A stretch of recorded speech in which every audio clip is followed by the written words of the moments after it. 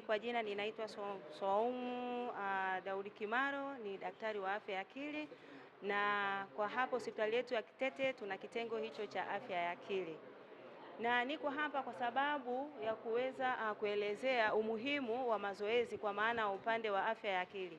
Naamini kwenye upande wa afya ya akili tuna magonjwa mengi sana, lakini gonjwa ambalo linatusumbua sana sisi hasa watumishi na hata pia yetu ni huu ugonjwa ambao tunaita stresi, ama wengine tunaita sonona, wengine tunaita unyogovu. Haya ni magonjwa ambayo yanatuathiri sana kiakili. Ni kwa nini tunasema? Kwa sababu mazoezi.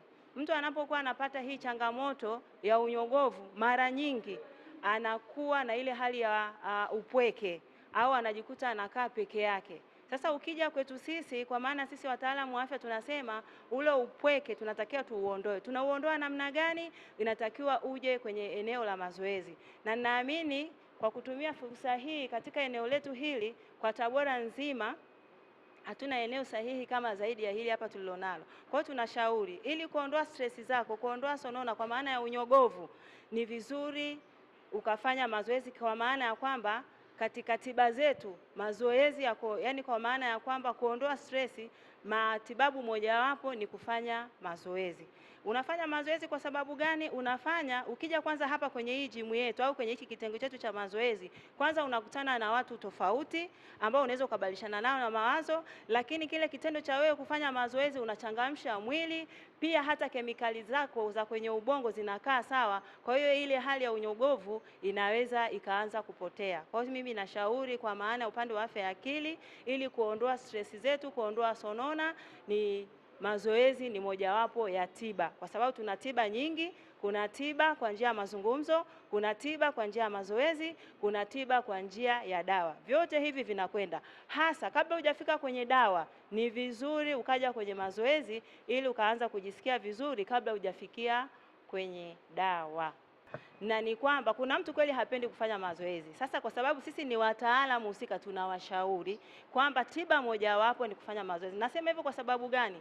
Kuna mtu mwingine akipata msongo wa mawazo, tunajua misongo haikwepeki. Yaani changamoto kwenye hii dunia hazikwepeki. Sasa unapoona kwamba wewe unashindwa kukabiliana na misongo yako ya mawazo na ukajikuta umepata msongo wa mawazo, tunashauri sasa uje kwenye mazoezi. Lakini sasa kuna mtu mwingine anajikuta amepata msongo wa mawazo, na tunashauri kwa sababu kuna mtu mwingine anapata msongo wa mawazo, anaenda kutumia vilevi akiamini kwamba nikitumia kile kilevi nitalala. Hivi kweli mtu ukiwa umepata changamoto, labda hauna hela, ukapata stress, hivi ukaenda ukanywa pombe asubuhi, utakuwa umepata hela? Huwezi kupata hela. Kwa hiyo tunawashauri kwa kutumia hivi vyombo vya habari mtusaidie, na wanaotusikiliza wazingatie. Na dalili za misongo ya mawazo ama stress mojawapo ni ile watu kukaa peke yao, kujikuta anajitenga na wenzao, ama anakuwa halali, hapati usingizi, ama anajikuta analala sana au halali sana, au anajikuta muda wote yeye ana huzuni wa kupitiliza. Sasa kabla hujafikia hiyo hali na kushindwa kufanya shughuli zako za kawaida, ukishaona dalili, viashiria hizo dalili ambazo nimekwisha kuzitaja, ni vizuri ukaja kwenye mazoezi. Na kwa sababu hapa kwenye mazoezi tuna wataalamu, tuna madaktari bingwa, kuna wataalamu wa aina yote wa kukushauri kulingana na changamoto yako, na atakushauri ufanye zoezi la namna gani. Tunaamini kwamba katika maisha, hasa wale watu ambao wanafanya kazi sana au unakuwa na kazi nyingi sana, mara nyingi unakuwa unapoteza kumbukumbu kwa sababu ya shughuli zako. Lakini swala la kumbukumbu linakuwa linatokea mara nyingi uzeeni. Ukishafikisha miaka 45 kwenda 65, watu tunaanza kupata ugonjwa wa kupoteza kumbukumbu, sisi kitaalamu tunaita dementia. Sasa unapokuja kwenye mazoezi, tunaamini, nafikiri faida mojawapo ya mazoezi, unachangamsha viungo vyako vinakuwa imara. Hii ni pamoja na ubongo wako unakuwa imara. Kwa hiyo ile pia inasaidia kwa maana ya kwamba ubongo wako kuwa imara ili uweze kufanya kazi vizuri. Kwa maana hiyo hata ulikuwa na ile changamoto ya kumbukumbu, ubongo wako unaanza kuimarika. Kwa hiyo kuna uhusiano kabisa kati ya mazoezi na swala la kusahau.